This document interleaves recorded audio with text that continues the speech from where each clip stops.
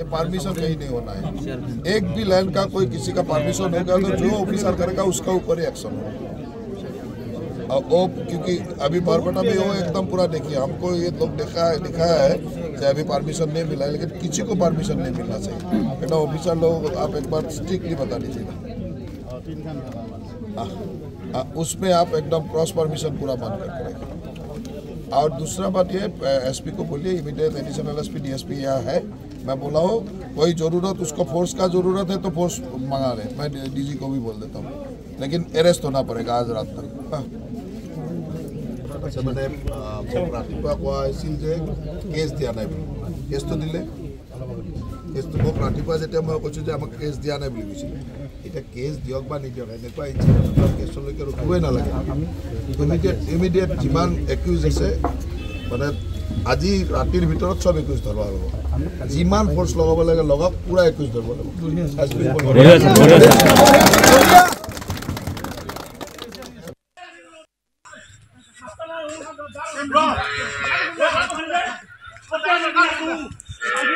কাম আছিল কাম আছিল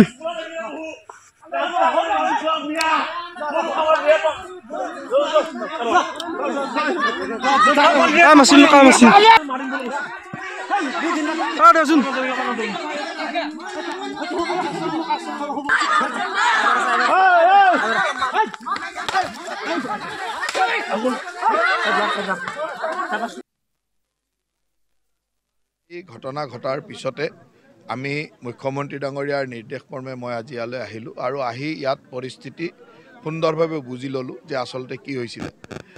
নিশ্চয়কৈ ই এটা চিন্তাজনক বিষয় যে সৰু ঘটনা এটাৰ আলম লৈ এনেকৈ দলবদ্ধভাৱে আহি আক্ৰমণ কৰাটো সঁচাকৈ নিন্দনীয়। আৰু সেইকাৰণে মই পুলিচ প্ৰশাসনক নিৰ্দেশনা দিছোঁ যে ইয়াৰ লগত জড়িত, দলবদ্ধভাৱে আক্ৰমণ কৰিবলৈ অহা ইয়াৰ লগত জড়িত প্ৰতিগৰাকী ব্যক্তিকে ইমিডিয়েট আৰক্ষীয়ে কৰায়ত্ব কৰক, দোষীক উলিয়াই লওক। আৰু যিহেতু ভিডিঅ' ফুটেজ বা অন্যান্য তথ্য আছে, সেই তথ্যৰ পৰা আটক কৰাটো বিশেষ অসুবিধা নাই। পুলিচে নিজৰ কাম কৰি আছে আৰু পুলিচে অতি শীঘ্ৰে দোষীসকলক কৰায়ত্ব কৰিব আৰু কৰায়ত্ব কৰাৰ লগে লগে তাৰ উচিত ব্যৱস্থা, আইনগতভাৱে যি ব্যৱস্থা হ'ব সেই ব্যৱস্থা তেওঁলোকক কৰা হ'ব।